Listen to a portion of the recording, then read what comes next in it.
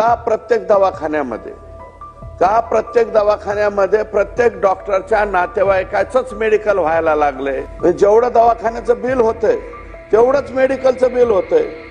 हे काय आहे? अध्यक्ष महोदय, सन 2025 विधानसभा विधेयक क्रमांक 25 माननीय मुख्यमंत्री महोदय आणि माननीय राज्यमंत्री महोदय यांचं मी मनापासून या ठिकाणी अभिनंदन करणार आहे. अध्यक्ष महोदय, हे रोजच मड अशी अवस्था आमच्या भागातल्या ग्रामीण भागातल्या आमदारांची आहे. सगळ्यांकडे येणाऱ्या पेशंटची संख्या ही खूप मोठ्या प्रमाणावरती आहे आणि आतापर्यंत मुख्यमंत्री सहायता निधीला आम्ही पत्र दिली. मुख्यमंत्री सहायता निधीची मदत होते अध्यक्ष महोदय, परंतु काय की हे पेशंट गेल्याच्या नंतर पेशंटचं बिल एवढ्या मोठ्या प्रमाणावर होतं अध्यक्ष महोदय की फक्त त्या पेशंटच्या जवळ असणाऱ्या नातेवाईकांनाच याची कल्पना जास्त येते. आणि अध्यक्ष महोदय, आणखी एक नवा विषय आहे. मी सन्माननीय मंत्री महोदयांना विनंती करतो की आपण चॅरिटी ही दवाखान्यावरती लावण्याचा प्रयत्न करतोय, परंतु का प्रत्येक दवाखान्यामध्ये प्रत्येक डॉक्टरच्या नातेवाईकाचंच मेडिकल व्हायला लागलंय याचा सुद्धा विचार करण्याची आवश्यकता आहे अध्यक्ष महोदय. जेवढं दवाखान्याचं बिल होतंय तेवढंच मेडिकलचं बिल होतंय. हे काय आहे? यापूर्वी असं होत नव्हतं. जर दवाखान्याचं बिल 1.5 लाख रुपये झालं तर मेडिकलचं बिल 50,000 रुपये व्हायचं.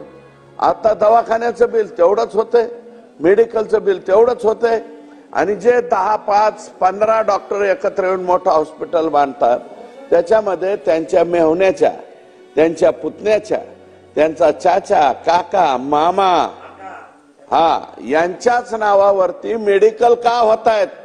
माझ्या इकडची परिस्थिती आहे. मला वाटतं, मला नाही माहिती बाकीच्या ठिकाणी काय चाललंय ते, पण वस्तुस्थिती अशी आहे सगळीकडे हेच प्रकार चालू आहेत.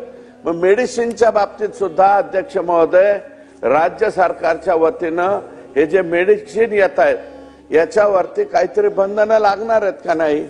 आणि आता पनीर सेल्वन का काय आमदार आहेत ते मुंबईचे,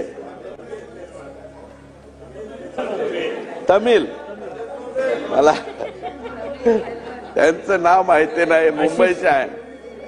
अध्यक्ष महोदय, त्यांनी जो 5 लाखाचा प्रधानमंत्रीचा विषय काढला आयुष्यमान भारतचा, अध्यक्ष महोदय, डॉक्टरांचं म्हणणं असं आहे की ह्याचे रेट 2011चे आहेत आणि आता 2024 मध्ये आम्ही कसं काय ऍप्लिकेबल करायचं? बरं झालं आरोग्य मंत्री सुद्धा इथं आले. मग या बाबतीत सुद्धा मेंदूचं, डोक्याचं, म्हणजे ऍक्सिडेंट मध्ये डोक्याला लागल्याच्या नंतर तिथल्या जो मेंदूवरती काम करणारा डॉक्टर आहे तो डॉक्टर काय म्हणतो की याचे 2011चे रेट आहेत, आम्ही आता कसं काय ऍप्लिकेबल करायचे? आम्ही हे घेत नाही पेशंट, आम्ही ही योजना लागू करत नाही, इथपर्यंत हिम्मत या दवाखान्यांची चाललेली आहे. म्हणून माझी विनंती आहे की तुम्ही ठीक आहे मुंबई, पुणे इथल्या याला चॅरिटीच्या बाबतीमध्ये कंपल्शन करतात, आम्ही सुद्धा जातो, आम्ही सुद्धा हॉस्पिटलला भेटतो, बोलतो, संभाजीनगरला जातो. प्रशांत बम साहेब इथं आहे, देतात, सवलती देत नाहीत अशातला भाग नाही. परंतु माझी विनंती अध्यक्ष महोदय की मेडिकल बरोबर, म्हणजे दवाखान्याच्या डॉक्टरच्या किमती बरोबर मेडिकलच्या बिलाच्या बाबतीत सुद्धा काही ना काहीतरी या कंपन्यांना बंधनं पाहिजे. तो काय 1.5 लाखाचा दवाखाना आणि 2.25 लाखाचं मेडिकल बिल, ही कुठली पद्धत आली? ही वस्तुस्थिती आहे. म्हणून मेडिकलचं सुद्धा इन्क्लुजन आता नाही, मी म्हणतो नंतर अमेंडमेंट आणा.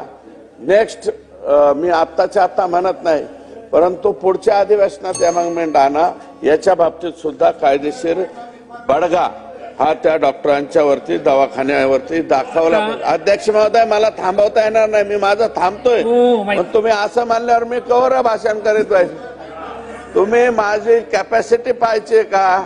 बघितलेली जर माझी कॅपॅसिटी पाहिजे असेल तर मी 3 ते 4 तास आरामशीर बोलू शकतो. मला पाणी आणून द्यावं लागेल तुम्हाला, मला बोलायचं नाही, मी संपवतो.